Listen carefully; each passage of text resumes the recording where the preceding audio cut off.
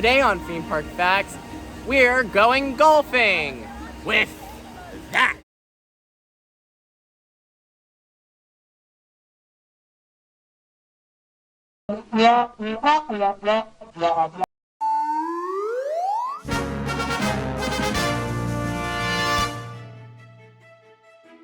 Hey, Jimmy, want to be our special guest? You bet, Hopefully you got your passports, because we're going around the world, around the world, around the world, around the world, around the world, around the world. I thought you needed a map. Here you go. Oh, no, you're not an actor, are you? Yeah, I'm a little bit of an actor. I got my eyes on you. Where's our first fact? Well, our first fact is in the UK pavilion, which is right here. That means we need to go right and up through Canada to get to the UK pavilion. You need to walk past the Rose and Crown pub and walk back towards the Toy Soldier shop. Not many people know about this really hidden fact. But first, we need to walk past all this merch. You can see a sign that says cast members only. That means I can't open it, but Jiminy probably can't. Behind the door sits Christopher Robinson. There's some black holes inside of them for a special surprise. This room isn't really open for the public, but since I'm practically a cast member, I can do some things he doesn't do. One thing though, seeing this room comes with a picture. Are you comfortable with that? Say cheese!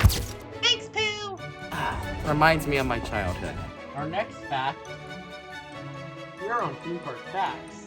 We love talking about the Forced perspective. You got and Magic Kingdoms. Cinderella Castle.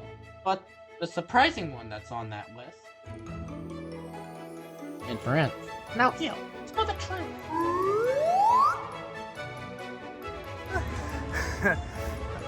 Right, the Eiffel Tower that's right here in Epcot's France Pavilion. Better, Jiminy?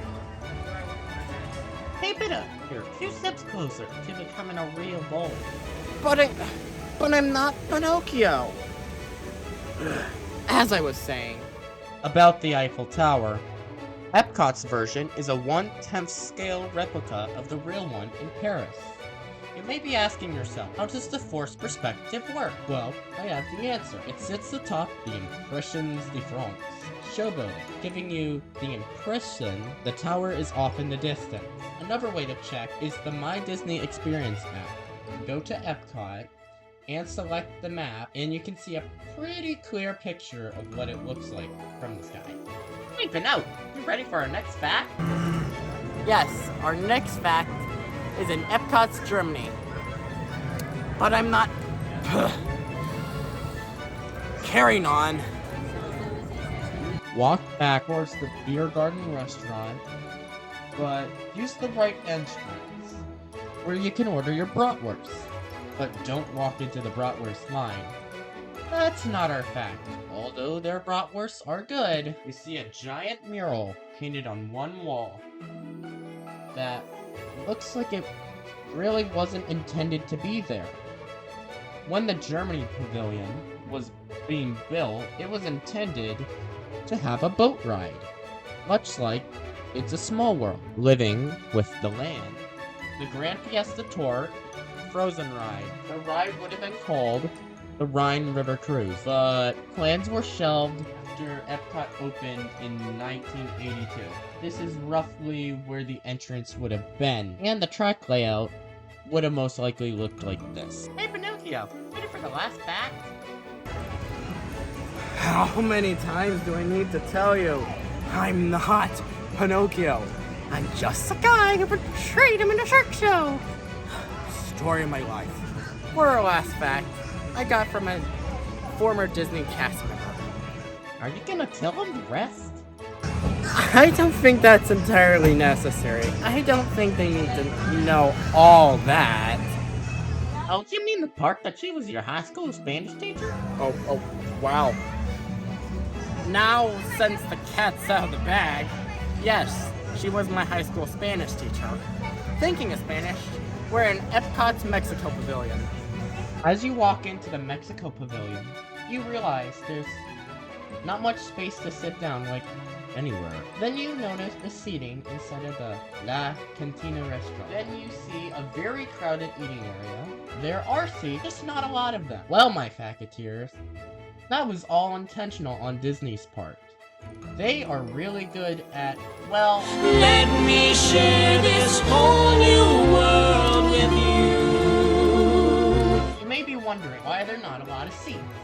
Well, the entirety of the Mexico Pavilion is supposed to resemble Mexico City. The real Mexico City has a very similar situation with its population. More on that later. The theming of Mexico City is also continued inside of the Grand Fiesta Tour,